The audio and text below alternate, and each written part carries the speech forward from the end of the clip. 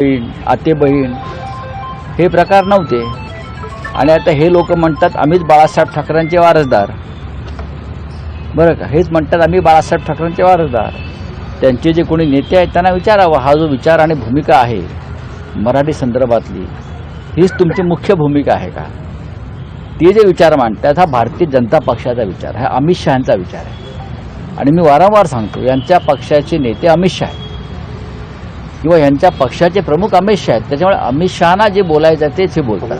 बहुचर्चित elevated road आणि tunnel प्रोजेक्टला पुन्हा एकदा उन्मेष पाटील आणि करण पवार जे लोकसभेला आपल्यावर आले ते सध्या कुठे विसरले गेले? आत्ताच आहेत, कुठे आहेत? हां, आता माझ्याबरोबरच आहेत. ते पाठीमागच्या गाडीत आहेत. करण पवार आहेत, ते लोकसभेचे संघटक म्हणून त्यांच्यावर जबाबदारी. उन्मेष पवार हे अनेकदा आमच्याबरोबर कामासाठी असतात आणि त्यांच्यावर सुद्धा लवकर जबाबदारी सोपवली जाईल पक्ष संघटनेची. फक्त ती कोणत्या प्रकारची सोपवावी या संदर्भात आम्ही चर्चा करतो आहोत. एलिव्हेटेड रोड टनल आणि प्रोजेक्टला पुन्हा एकदा ब्रेक मिळालाय सर. सुरेशदादांची भेट घेतली, काय चर्चा आली?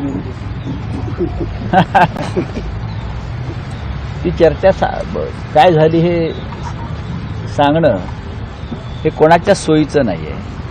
त्यांची मदत घेतली जाणार या निवडणुकांमध्ये. बघा, सुरेश दादा आत्ता सक्रिय राजकारणात नाही, पण या जिल्ह्याच्या विकासामध्ये त्यांचं मोठं योगदान आहे.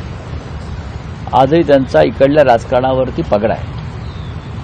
त्यांना मानणारा फार मोठा वर्ग सुरेशदादांचा आहे. आणि ते या क्षणी तसे राजकारणात सक्रिय नसल्यामुळे एक ज्येष्ठ नेते म्हणून इथे आल्यावर त्यांना भेटणं, त्यांच्याशी डायलॉग करणं, हे मला असं वाटतं की हा एक कर्टसीचा एक भाग आहे. बाळासाहेब थोरात म्हणतात की महाविकास आघाडी म्हणूनच आम्ही एकत्रित निवडणुकांना सामोरे जाऊ. नक्कीच अजूनही महाविकास आघाडी महाराष्ट्रामध्ये उभी आहे, काम करते.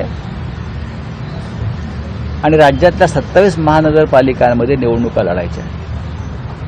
कुठे काँग्रेसची ताकद आहे, कुठे शरद पवार साहेबांच्या राष्ट्रवादी काँग्रेसची ताकद आहे, बऱ्याच ठिकाणी शिवसेनेची ताकद आहे.